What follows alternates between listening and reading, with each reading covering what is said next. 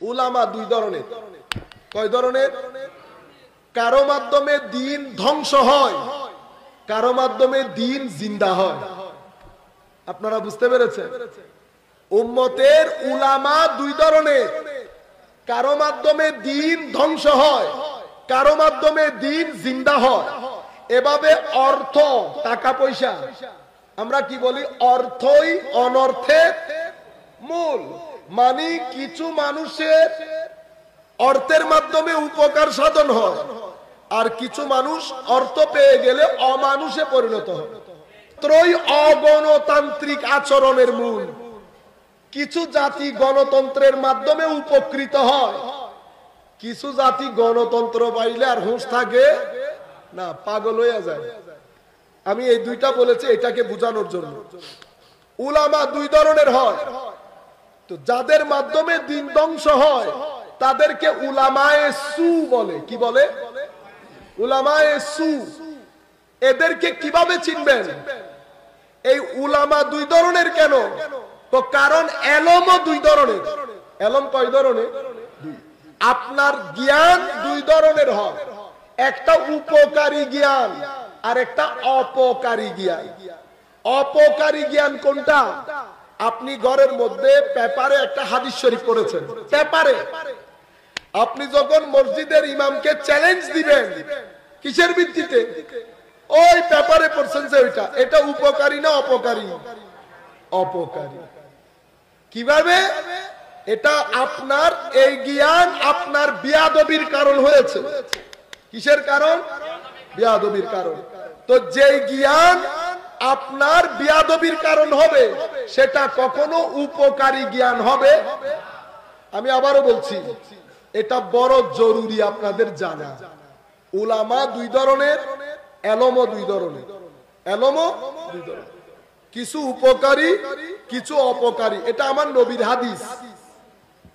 আমার নবী আল্লাহর দরবারে ফরিয়াদ করতেন, আল্লাহ সেই জ্ঞান দান করেন যেই জ্ঞানের মাধ্যমে মানুষের উপকার সাধিত হবে, মানুষের উপকার সাধিত হবে। কোন জ্ঞান এবং কোন জ্ঞানীর মাধ্যমে দিন ধ্বংস হয়?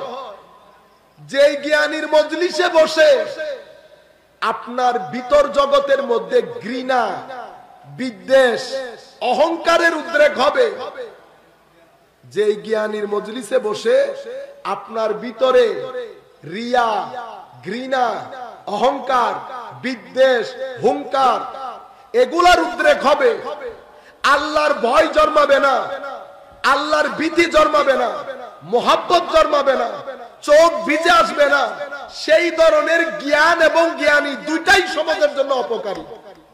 দুইটাই সমাজের জন্য অপকারী। কোন জ্ঞান উপকারী? তো যেই জ্ঞানের সাথে হিকমত থাকে। কি থাকে? হিকমত। হিকমতহীন জ্ঞান কাপড়হীন মানুষের মতো। আপনারা বুঝতে পেরেছেন?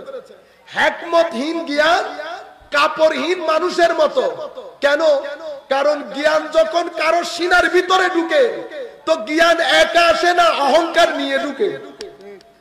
কি নিয়ে ঢুকে? অহংকার নিয়ে। আমাদের এখানে ইভেন মাদ্রাসার লেখাপড়ার মধ্যেও, আপনারা যদি মাদ্রাসার লেখাপড়ার মধ্যেও যারা মোটামুটি ক্লাস 9 এর মধ্যে এলমে নাহু পড়াইতে পারছে, বুঝতে পেরেছেন, গায়ে হাত দেওয়া যায়? হাত দেওয়া যায়। কথা বলবে মুফতিদের মতো। কিছুক্ষণ আগে আমার কাছে আমাদের এক ছেলে একটা ভিডিও পাঠাইছে, এক ভদ্রলোক, আমাদের না বাইরের, তো অমুক অমুক অমুক, আমার সাথে আসো, আমি অমুক কিতাব থেকে 2টা প্রশ্ন করব, উত্তর দিতে পারলে 10 লাখ টাকা পুরস্কার দেব। আপনারা বুঝতে পেরেছেন? আমি বুঝতে পারতেছি না, মানে এত টাকা হুজুরদের কাছে আসে কোত্থেকে? আমার বাবা ইনকাম ট্যাক্স থেকে রিটায়ার্ড করে ফেলছেন, আল্লাহ উনাকে বলতাম একটা ইনকাম ট্যাক্স থেকে লেটার পাঠাইতে। 10 লাখ টাকা যে ব্যক্তি উপকার মানুষকে গিফট করতে পারে সেই ব্যক্তি স্বাভাবিকভাবে অনেক টাকার মালিক না? তো আপনি ট্যাক্স কয় টাকা দেন একটু দেখার দরকার না? কেউ 1 কোটি টাকা দিয়ে দিতেছে, কেউ 10 লাখ টাকা দিয়ে দিতেছে, এত টাকা। তো এত টাকা থাকলে আপনারা ফ্রিতে ওয়াজ করেন না কেন? টাকা না দিলে, অ্যাডভান্স না দিলে তো জায়গা থেকে নড়েন না। বুঝতে পেরেছেন? আজীব মাহৌল, আজীব মাহৌল। আপনি যদি আমাকে জিজ্ঞেস করেন, আমি আমার ভালো লাগে না এগুলা। এই যে এখানে এসে আপনাদেরকে কথা বলতে আমার নিজেকে নিজে সন্দেহ লাগে, আমি ঠিক আছি। মাহল এরকম তৈরি হয়ে গেছে, যুব সমাজ মোস্টলি দিন থেকে দূরে চলে যাচ্ছে এই সমস্ত ফিতনা ফাসাদের কারণে। কারণ দিন এতই সেনসিটিভ, আপনি যদি খেলতে সামান্য রং করেন এটা রিঅ্যাকশন করছেন। রিঅ্যাকশন কি? আমার ছেলে, আমার কাজিন, আমার ভাইয়েরা দ্বীনের প্রতি বিরক্ত হয়ে দিন ছেড়ে দিবে। দিন ছেড়ে একটা নাটক শুরু হয়েছে। এই ঘটনাগুলা কেন ঘটে? গত 10-15 বছর আগে ঘটে নাই, ঘটতেছে এই কারণে আমাদের এলমের মধ্যে হিকমত নাই। হিকমত কিভাবে আসে? শুধু এলম যদি কারো সিনাতে আসে তো এলম অহংকার নিয়ে ঢুকে। সেই কারণে ইমাম গাজালি রাহমাতুল্লাহি আলাইহি ওয়া নাফা'না বিউলুমিহি ফিদ দারাইন আমিন, হুজ্জাতুল ইসলাম ওয়াল মুসলিমিন, উনি একটা কিতাব লেখেন অহংকারীদের উপর, ছোট্ট কিতাব যেটাকে আমরা বলি পুস্তিকা, রিসালা। এই কিতাবে উনি অহংকারীদের 4টা ভাগ করেছেন। প্রথম ভাগে রেখেছেন আলেমদেরকে। কাদেরকে? আমরা তো আলেম না, আমাদের মতো আর কি। কেন? কারণ এই এলম যখন কারো সিনার ভিতরে ঢুকে ওই ব্যক্তিকে অতিমাত্রায় অহংকারী করে ফেলে। অতিমাত্রায়, যখন এলমের জমানা ছিল তখন হুঙ্কার ছিল না, কেউ কাউকে 10 লাখ টাকা দিত না, কেউ কাউকে বলে নাই 2টা প্রশ্ন, বেটা এত পণ্ডিতি করো, তো প্রশ্ন তো সবার আছে, তুমি যেটা বুঝো সেটা করতেছো, প্রশ্ন আর কারো নাই। আর তুমি প্রশ্ন এমন কে করতেছো কেন? আমাদের এখানে তুমি বুঝো না, তোমার স্টুডেন্টের মধ্যে এক ক্লাসের মধ্যে সবাই কি ভালো ছাত্র? সবাই ভালো। এখানে কেউ ভালো, কেউ মিডিয়াম, কেউ মন্দ। বর্তমান যারা ওয়াজ ভাইরাল বক্তা, সো তোমাদের ওখানে ভাইরাল বক্তা নাই, তো তোমাদের ওখানে এই ধরনের নাই। তোমার যদি এত প্রশ্ন করতে ইচ্ছা করে, প্রশ্নের উত্তর দেওয়ার লোক নাই। কাজী প্রত্যেকে যার যার জায়গায় বসে, ধরুন আমি যদি এখানে হুঙ্কার দিই, লাভ আছে?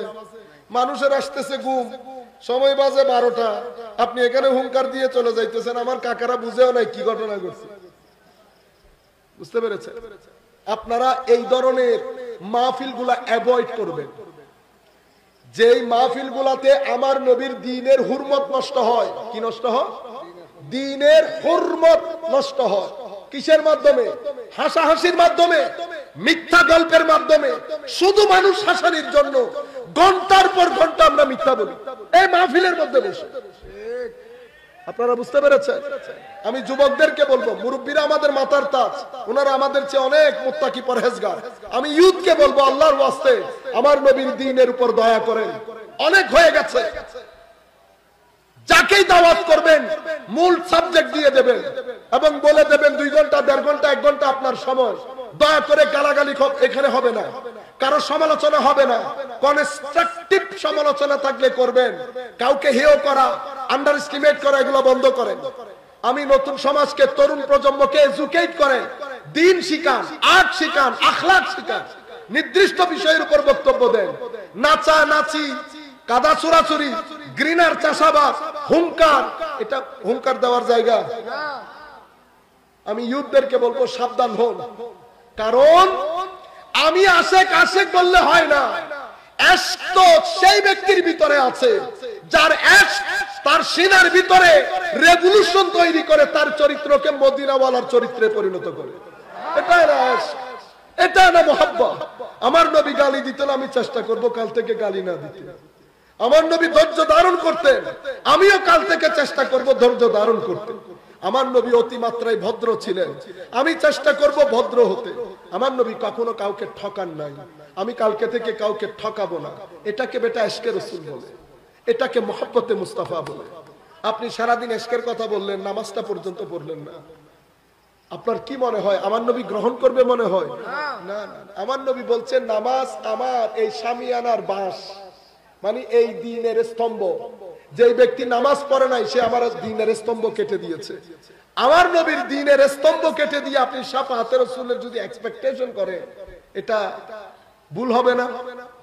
আমাদের মধ্যে আমরা ঝাঁকুনি দেই নিজেদেরকে নিজেরা। কেন? এটা শুধু কবর হাসরের জন্য, আমার দুনিয়ার জীবনের জন্য। শান্তি যদি চান, সুখ যদি চান, স্টেবল লাইফ যদি চান, স্থিরতা যদি চান, আমার নবীর আখলাক এবং ওই আখলাকের মধ্যে আপনাকে সাঁতার কাটতে হবে, অথবা শান্তি পাবেন না। শান্তি পাবেন না।